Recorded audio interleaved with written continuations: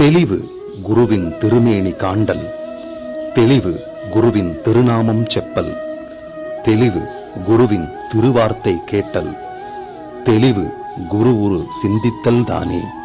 குருவே சரணம். கஷேத்திரங்களின் ஆதார நிலை, அதாவது ஒவ்வொரு கஷேத்திரமும் திருக்கோயில்களும் பார்த்தீங்கன்னா ஒரு யோக ரகசியங்களை அடக்கி வச்சிருக்குது. ஒவ்வொரு இடத்துலையும் இப்போ பார்த்தீங்கன்னா நம்ம திருப்பதி போனால் கொங்கணர் சுவாமிகளோட ஜீவ சமாதி தான் அப்படிங்கிறாங்க. பழனியில் வந்தீங்கன்னா போகர் சுவாமிகளோட ஜீவ சமாதின்னு சொல்கிறாங்க. ஸோ ஒவ்வொரு கோயில்களுக்கு பின்னாடி ஒரு யோக ரகசியம் கண்டிப்பாக நிறைஞ்சுதான் இருக்குது.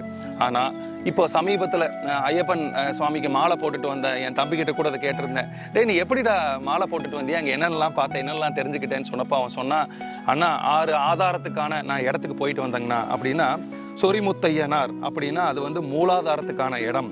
அதுக்கப்புறம் அச்சங்கோயில் அப்படின்னா அது சுவாதிஷ்டானத்துக்கான இடம். அப்புறம் ஆரியங்காவு அப்படின்னா அது மணிப்பூரத்துக்கான இடம். அப்புறம் குளத்துப்புழை அப்படின்னா அது அநாகதத்துக்கான இடம். பந்தளம் வந்து விசுத்தி, சபரிமலை வந்து ஆக்ஞா, காந்தமலை வந்து பிரம்ம மந்திரம். ஸோ ஐயப்ப சுவாமிக்கு எப்படி இந்த 6 ஆதாரத்தை விளக்குறதுக்கான ஒவ்வொரு படிநிலை போய் கடைசியில் நம்ம ஐயப்பன் கோயில தரிசனம் பண்ணி கடைசியில் காந்தமலை தரிசனம் பண்றோமோ, அதே மாதிரி முருகப்பெருமானுக்கும் இந்த 6 ஆதாரங்களை விளக்கக்கூடிய இடம் இருக்குது அப்படிங்கிறது ரொம்ப ஆச்சரியமான விஷயம். எத்தனை பேருக்கு இது தெரிஞ்சிருக்குன்னு தெரியல. திருப்பரங்குன்றம் மூலாதாரத்துக்கு, சுவாதிஷ்டானத்துக்கு திருச்செந்தூர் பாருங்க, மணிப்பூரகத்துக்கு வந்து போகர் அவர்கள் பழனிமலை வச்சிருக்காங்க, அநாகதத்துக்கு சுவாமிமலை, விசுத்திக்கு குன்று தோரோடல், ஆஞ்ஞாக்கு பழமுதிர்ச்சோலை. ஆனா பிரம்ம மந்திரத்துக்கு கடைசியா இந்த கதிர்காமத்தை தான் சொல்லியிருக்கிறாங்க.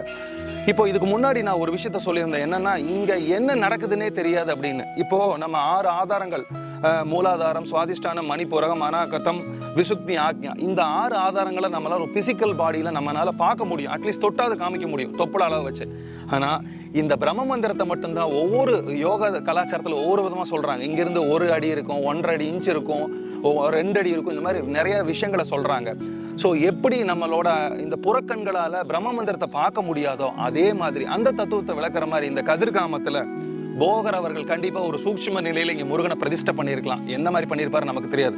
ஆனால் பிரம்ம மந்திரம் கதிர்காமம்னு சொல்லி இருக்கிறாங்க.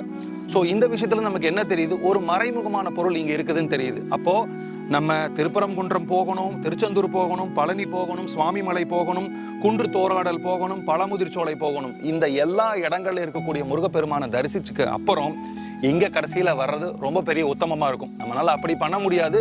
இருந்தாலும் இந்த மாதிரி பண்ணும்போது ஒரு யோக விளக்கத்தோட சேர்ந்த ஒரு ஆலய பிரவேசம் பண்ணும்போது நமக்கு நிறைய மாற்றங்கள் கிடைக்கும். இந்த இடத்துல நிற்கும் பொழுதும் இதுக்கு பின்னாடி நிற்கும் பொழுதும் ஒரு புதுவிதமான வைப்ரேஷன் நம்மளால உணர முடியும். இந்தியாவில் தமிழ்நாட்டில் இருக்கக்கூடிய தமிழர்கள் வாழ்நாளில் ஒரு தடவையாவது கதிர்காமம் சகசராரத்தை சொல்லக்கூடிய அந்த யோக நிஷ்டை சொல்லக்கூடிய இந்த திருத்தலத்துக்கு ஒரு தடவையாவது நீங்கள் வந்து கும்பிடணும்னு என்னோட மனதார ஆசை. நன்றி, வணக்கம்.